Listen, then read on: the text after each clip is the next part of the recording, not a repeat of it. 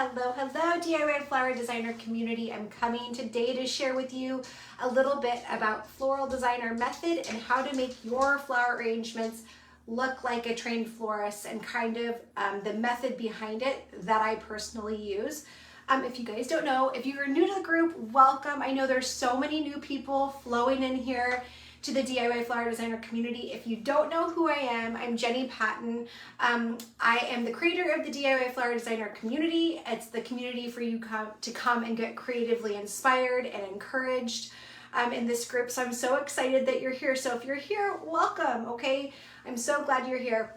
I am a floral designer. I am classically trained. If people are wondering, is Jen classically trained or not classically trained? I am. I got trained at the Floral Design Institute back probably in 2003-ish, 2003. And those years right in there is when I got trained as a floral designer, but I had training prior to that. So I started design at 16 years of age in high school. Okay, so if you're a teacher in here and you're teaching floral design, maybe horticulture and those kinds of things, that's where I actually started doing flower design, okay?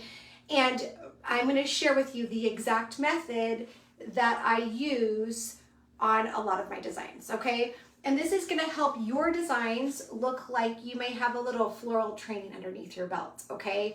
Today we're gonna make this cylinder into the shape of something called a roundy-moundy. If you don't know what that a roundy-moundy is, it's just a word that we use in the floral design industry for a rounded arrangement, okay? And so I'm gonna share with you the exact method I use to make this little baby cylinder, okay? So if you are just starting out as a floral designer, doesn't matter if you're a hobbyist designer, DIY, maybe you're self-trained, doesn't matter at all.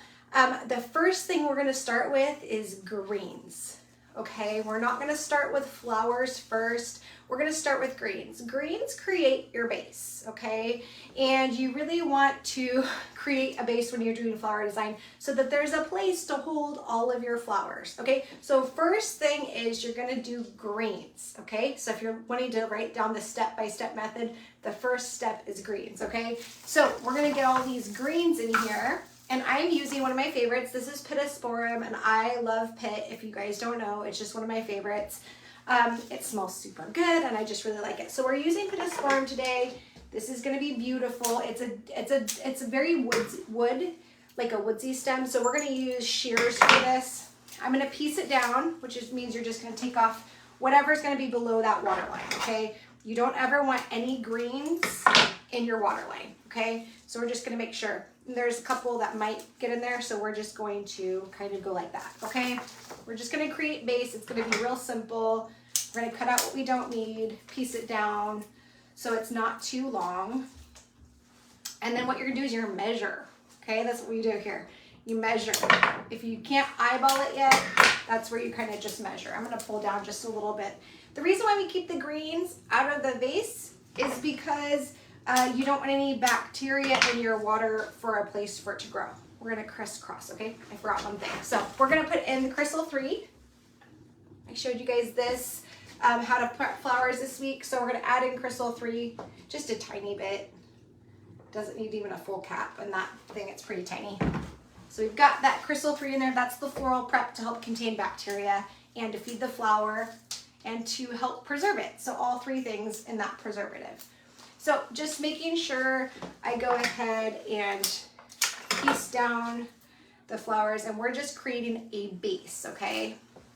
We just want to create a really nice base. So we use a lot of greens, almost more greens than flowers in design, okay? Lots and lots of greens. So we're just crisscrossing those stems, alrighty? Super simple, piecing these down.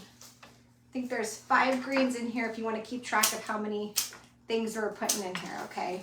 So I've got 5 greens. That one's just a tiny bit shorter in the middle, which is totally fine. Then what we're gonna do here is we're gonna add in flowers, okay?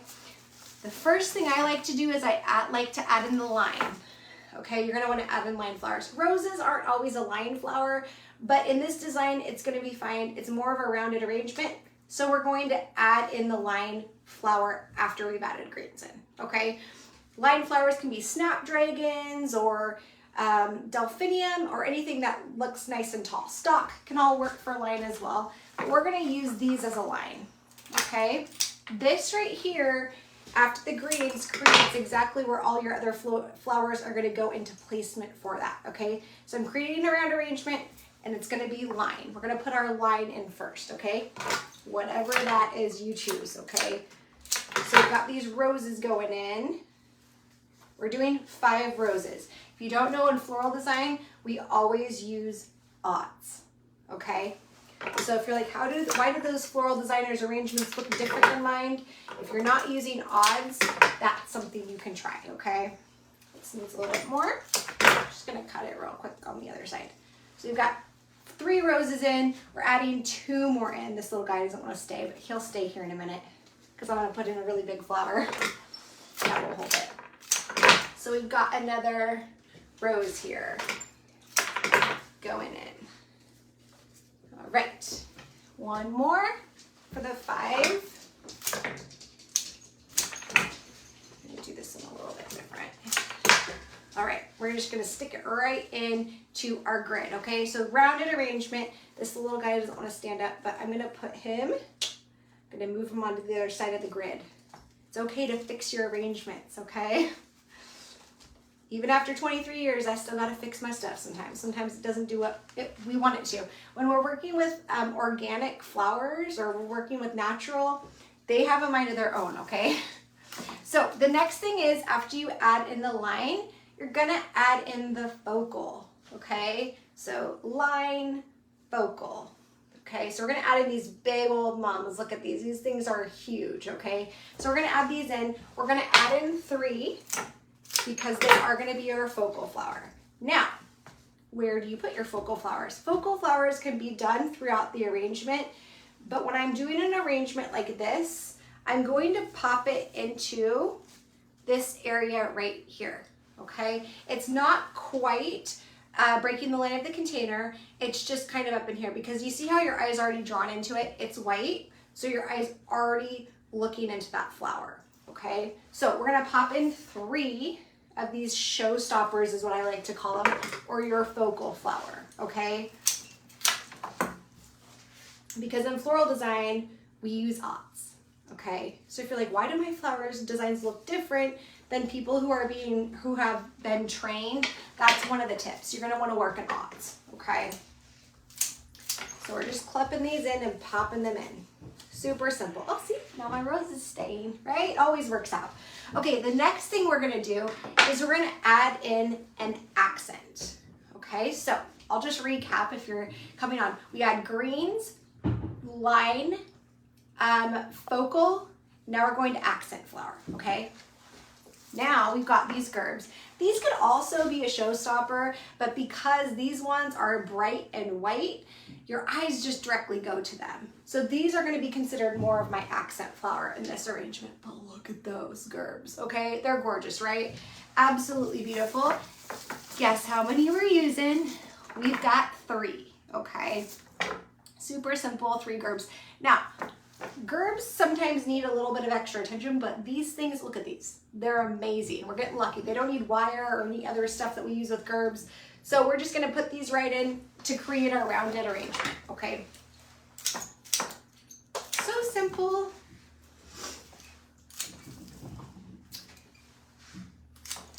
And since we have 3, these are gonna go kind of in a triangle, okay? I'm gonna put 1 up nestled up top, okay? And then there's gonna be 2 other ones that are gonna be on the bottom. It may actually go in a line like this. Let me just kind of see how it's gonna go, okay? I'm not sure yet, right? Yeah, that's where it's going. Yeah. They kind of just, flowers just kind of find their space, right? They just kind of find where they're supposed to go. So this one is gonna be more considered breaking the line of the container on that side right there. You see how your eye kind of goes to that? Breaking the line of the container means that your eye doesn't go to the container. It means that it goes straight to that flower, okay? So if you're like, what does that mean? That's a tip. let's put in another one here. Okay, so the gerbs did go the way I thought them. They went in a line. They went like in a line. When you're doing floral design, it's really cool when you use odds to either go in a line of 3 or to do a triangle, okay? Gives cohesiveness to the flower design, okay? This one kind of just fell into place. I love when that happens, right? The next thing we're gonna do is we're gonna add in filler, okay? So we've got status. Look at how pretty pink that status is. It's so gorgeous. It's kind of dancey, kind of moves around when you hold it. Kind of a fun thing. We're gonna make sure that this part right here for status is super clean. Okay, you can't see. Their status is one of those ones that will get so gross. So you can use shears or a knife, and I just clean it off so that it's clear when it's going into my vase. So that way it's not going to get icky, because this is one of those ones that can definitely put that bacteria in that vase, and then the flowers are not gonna last as long, okay? It's also awesome as a dried flower. So if you have it in a bouquet, don't throw it away, keep it. You can put it in all kinds of things. When we put in filler, you're putting in filler to create airiness, to take away the density. You're also making it a place for the butterflies to land, okay? If you've ever heard that term, got to have a little bit of space in the arrangement and airiness. You see how that just kind of adds just a little touch of something different? That's what your filler is used for. Filler should be done throughout the bouquet. It's the thing that creates cohesiveness in the design, okay? So don't forget your filler. Find one. Berries, baby's breath, wax flower, those are all considered filler, okay? So we're just gonna pop this in, and it's gonna fill up all the holes too. If there's a hole in somewhere, just pop a little piece of filler in there. Keep it simple. Just move through it, okay? Those are some fun things for flowers. Just gonna pop in a couple more. We're gonna pop them in at the top of the arrangement. I'm gonna do some around the bottom of the arrangement just so that there's cohesiveness, okay? That's what filler does. It brings it all together. It can work for so many different reasons, but I love filler. It's one of my faves. You can post some of your favorite fillers below. If you have a favorite filler, you can post it down and tell me which ones you're loving right now. I love the status because you can piece it out and use a lot of it in different spots. Let me see. There's some over here. This needs to be anchored over here. I'm just anchoring one of the mums with it a little bit and using it in some different places so that you can kind of see the status in there. Creates movement and that pretty airiness in the design. Always fun.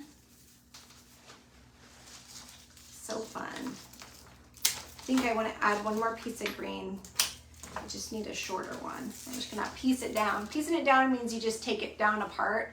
You can really work with flowers in so many different ways. So don't be afraid to kind of play with them a little bit. I think I want this over here. There was just a place that needed an extra green, so I added some greens. It just needed it, just a little bit. All right, I hope you guys enjoyed this design. I just want to recap real quick. Oh, last thing, we're going to add on the clear crowning glory. This is a floral preservative that makes it so that these flowers won't deteriorate as fast, okay? It's also a bloom hydration product, so I love to add it to my flower designs because it's gonna make those flowers last a really long time, especially if I'm sending out something out to someone else, you know? I like to use crowning glory because it's gonna make the flowers last a lot longer, okay? So we're just gonna spray that really quick. Let me see here. See if it will go.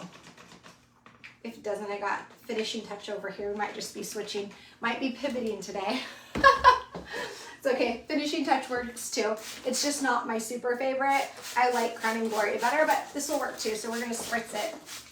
The crowning glory, it might be time for a new bottle. It gets a little sticky sometimes, so. All right, Okay, I hope you guys enjoyed this flower arrangement today. I do want to recap real quick, so if you came in later in the lesson that you kind of have, hey Jen, what was it again? Okay, so we always start with greens. Any design, you're gonna start with greens. Next, you're gonna put in the line flower. After that, you're gonna put in the focal. After the focal, you're gonna put in your accent flowers. After that, you're gonna add your filler. Then you're gonna spritz it with your flower preservative so it lasts a really long time, okay? I hope all of you guys enjoyed this week. It's so fun. I hope you guys are designing today. And tomorrow goes up the post for all of you guys to share your own designs. I can't wait to see what you guys are all making. So post those in there so I can bring encouragement to you in your floral designer journey. And we'll see you tomorrow, okay? Bye now.